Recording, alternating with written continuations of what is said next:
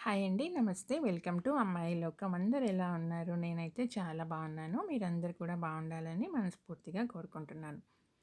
ఇవాళ మన రెసిపీ వచ్చేసి పొన్నగంటి ఆకుతో ఫ్రై అండి. ఇలా గనక చేశారంటే పిల్లలు, పెద్దలందరికీ నచ్చుతుంది. స్కిప్ చేయకుండా లాస్ట్ వరకు చూడండి.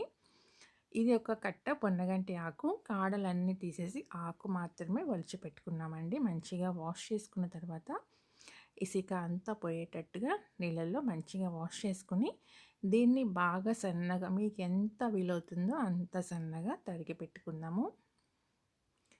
నేను నాకెంత వీలైనంత సన్నగా తరిగేశానండి.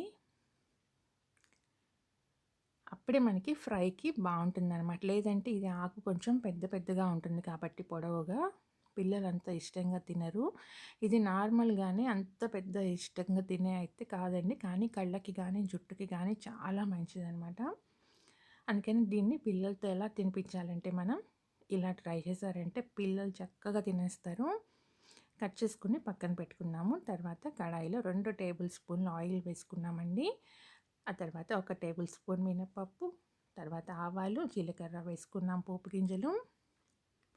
2 ఎండుమిరపకాయలు గిల్లి వేసుకున్నామండి. ఇవన్నీ మంచిగా ఫ్రై అయిపోయిన తర్వాత ఒక 6 వెల్లుల్లి రెబ్బలు దంచి వేసుకుందాము.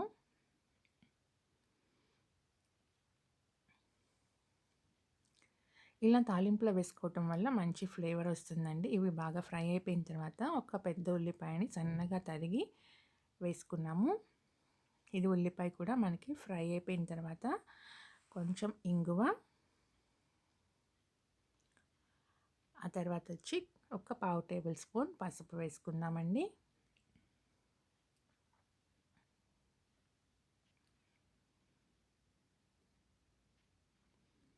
ఉల్లిపాయలు మనకి మంచిగా మగ్గిపోయినాయి. ఇప్పుడు కట్ చేసి పెట్టుకున్న పొన్నగంటి ఆకు వేసుకుందామండి. చాలా సింపుల్గా క్విక్గా అయిపోతుంది. టేస్ట్ కూడా అదిరిపోతుంది అనమాట ఇలా కనుక చేశారంటే. లేదంటే పొన్నగంటి ఆకు వచ్చేసి కొంచెం పసర స్మెల్గా అలా ఉంటుందన్నమాట. పిల్లలైతే అస్సలు ఇష్టపడరు. ఇలా కనుక ట్రై చేసి చూడండి, తప్పకుండా నచ్చుతుంది.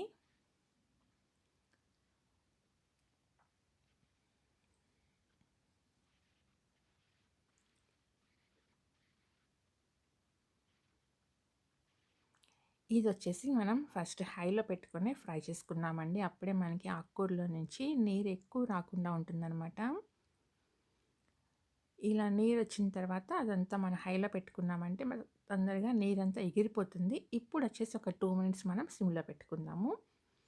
ఇది ఊరికనే మగ్గుతుందండి. ఆకు వచ్చేసి మనకి రుచికి సరిపడినంత ఉప్పు వేసుకుందామండి.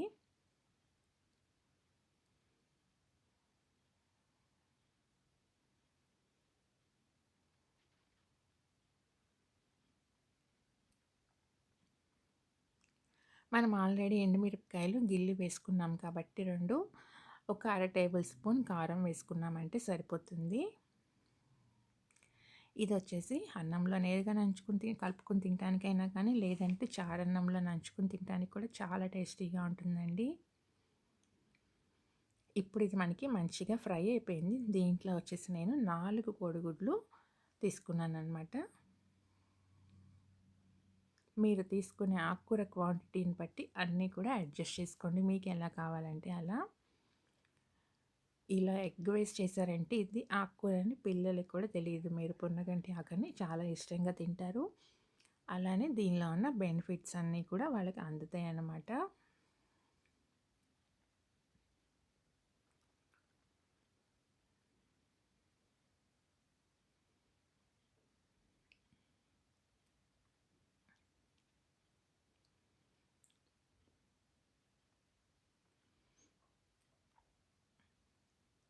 ఇది వచ్చేసి మనకి ఆకు ఒలవటానికే కొంచెం టైం పడుతుందండి. కానీ కర్రీ అనేది చాలా క్విక్‌గా అయిపోతుందనమాట. అదే సమయం చాలా టేస్టీగా కూడా ఉంటుంది. పిల్లలు, పెద్దలు అందరూ ఇష్టపడే తినే కర్రీ అనమాట. తప్పకుండా ట్రై చేయండి. మీకెలా వచ్చిందో నాకైతే కామెంట్ చేయండి. అంతేనండి. ఫస్ట్ టైం చూస్తున్నారా? తప్పకుండా సబ్స్క్రైబ్ చేసుకొని చూడండి. ఒక లైక్ ఇచ్చేయండి. మీ ఫ్రెండ్స్‌కి, ఫ్యామిలీ మెంబర్స్‌కి షేర్ చేయండి. కర్రీ అయితే రెడీ అయిపోయింది. చూడండి సర్వ్ చేసుకుందాము. ఈరోజు రెసిపీ అయితే ఇంతేనండి. రేపు ఇంకో కొత్త రెసిపీతో మేము ముందుకు వచ్చేస్తాను. Thank you for watching.